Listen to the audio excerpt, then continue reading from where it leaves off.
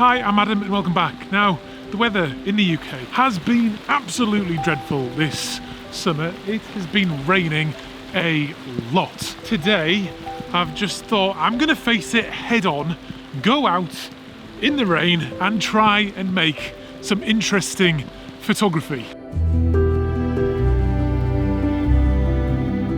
Before we get going today though, this video is sponsored by Squarespace. If you need a domain name, a website or an online store, make your next move with Squarespace.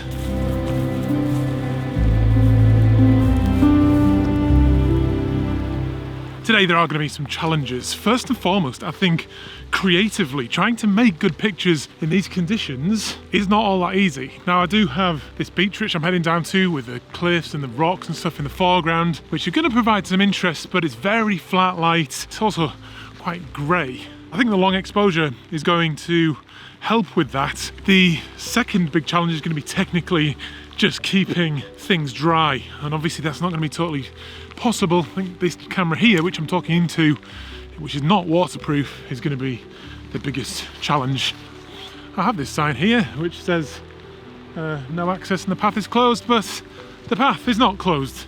You can still quite easily walk down the cliff, so that is what I'm going to do to get down onto the beach. Whoa, that would be ironic if I fell now, wouldn't it? Now, of course, shooting in these conditions is not without its upsides as well. Most people don't like being out in these conditions. Personally, I love it, and that means that I have this whole entire beach in the middle of the summer holidays all to myself. It's also very still conditions. There's not much wind. Thirdly, is that it's the middle of the day.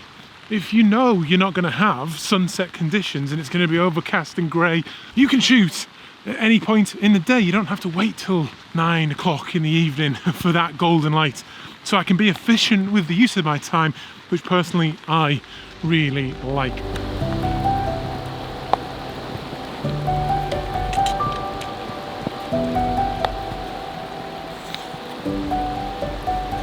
Right, so I'm set up for the first shot and I've kind of perched on this rock because the tripod is sinking into the sand. The tide is as well coming in pretty quickly, so I don't want to stand here for too long, otherwise I'm going to get isolated and have to get my feet quite wet. But I love the view this way with these moss covered rocks in the foreground, the tide coming in, the hill or the cliff in the distance there, and then some detail in the cloud, which when I darken it off and make it really moody, I think we'll have quite a lot of detail in there, but it's going to be smooth, it's going to be dramatic from the long exposure. Now, from a technical point of view, the rain is kind of coming over the top of the lens. So with this one, I think it's actually going to be a fairly clean image without too much water on the lens. I think for the second shot, what I might do is point the lens into the rain so the rain gets all over the filter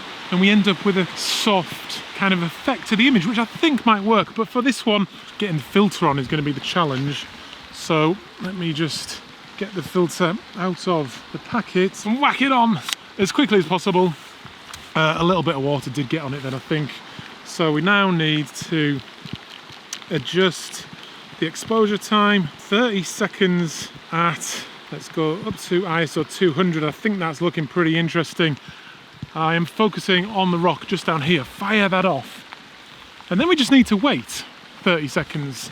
I need to try and find somewhere to put this because my bag's over there. I've got nowhere to put anything down because I'm kind of stood in the middle of this incoming tide. There we go. That is now... Ooh. If I've not said it before, the first time you expose a long exposure composition and see it on the back of the screen, even if it is covered in water, there's something really interesting about it and exciting about it. The water looks a little bit brown, so I may have to adjust the white balance on that to make it look a bit more appealing. But yeah, I'm quite pleased with that for my first shot, as I'm starting to get quite surrounded by water. So I'm getting out of here. I'll show you that image. I'll show you that image now.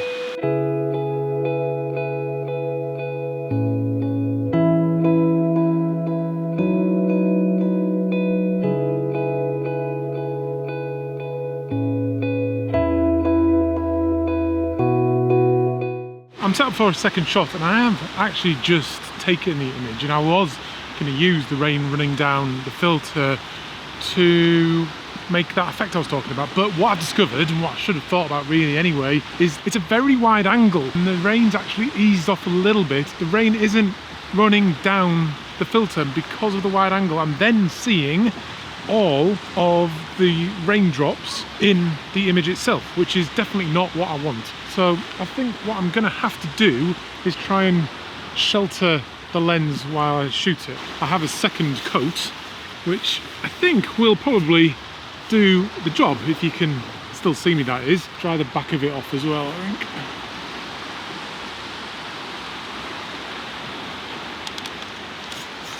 "30 seconds, oh, forgetting about covering the front." It's hard work. 30 seconds, f11. When I was sat at home, this kind of felt like a good idea. But right now, it feels very stupid, and if anyone's watching me, they're gonna think I'm absolutely mental. I should have brought a brolly or something, but I really hate those things. They're no good for when it's windy, which it's not now. Here we go. One thing I do like is that there is some detail in the clouds. Really nice shape and form of the rocks. It may have looked stupid making that one. It may have looked stupid, but I think that's going to be possibly my favourite image of the day.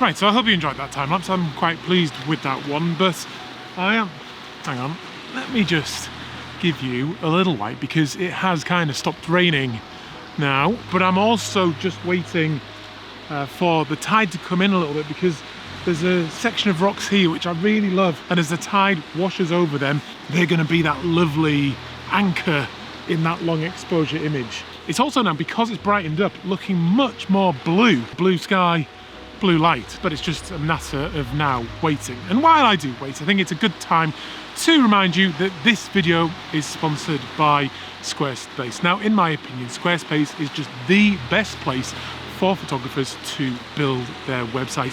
And there's never really been a better time to build your own website, because we all want to share our images, but doing that on social media these days is just utterly miserable. But if you build your own website, you're creating something, you're creating a vehicle to share your images, and it just feels good. You control how it looks, it's easy to do, and I just love it. So you can start with one of their very beautiful templates, and you don't need any technical knowledge. If you can drag boxes around on windows, you can build a Squarespace website. Put some of your images, a little bit of your text on there, and in no time at all, you will have a unique and beautiful looking website. You can start with just a simple gallery to share your images, but if you want to, you can then grow it into an online store where you can sell anything from books to prints to calendars, cards, anything that photographers might normally sell. You can do that and more. You can now run a subscription service via their members area, so you can entice your fans or your clients or your people back to your website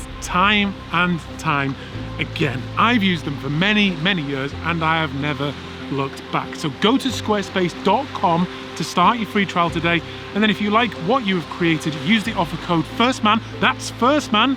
Tell them I sent you there, and you'll get 10% off your first purchase.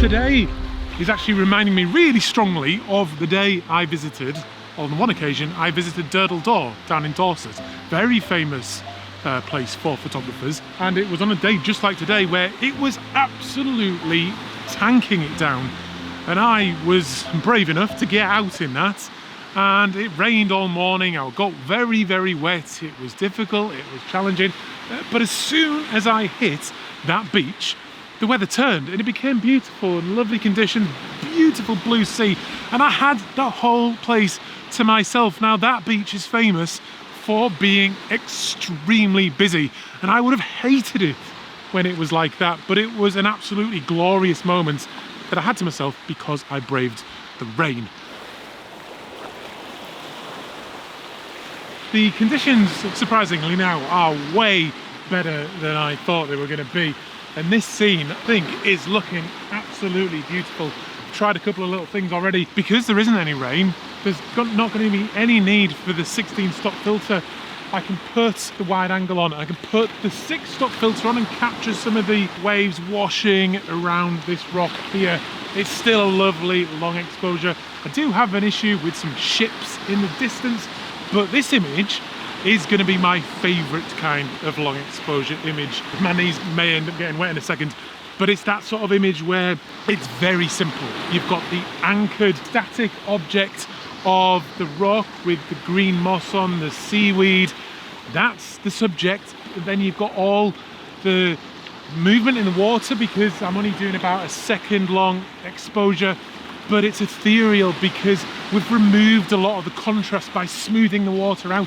So it almost acts like negative space to push your attention onto the rock, and then you sort of vision goes through the image up to the horizon.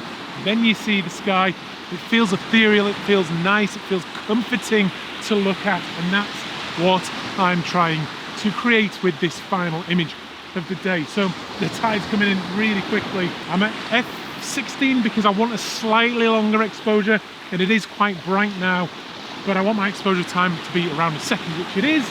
So I'm focused in on the rock, fire that off. I'm gonna get wet in a second, and then let that expose. I'm bracketing as well because there is still quite a big dynamic range in the scene, and I find it quite straightforward bracketing with a 6 stop filter. It always seems to stitch together really rather well. Let's take a look at that. I was complaining about the brown colour earlier on because we've now got the brighter conditions and a more blue light. That's then transferred into my image.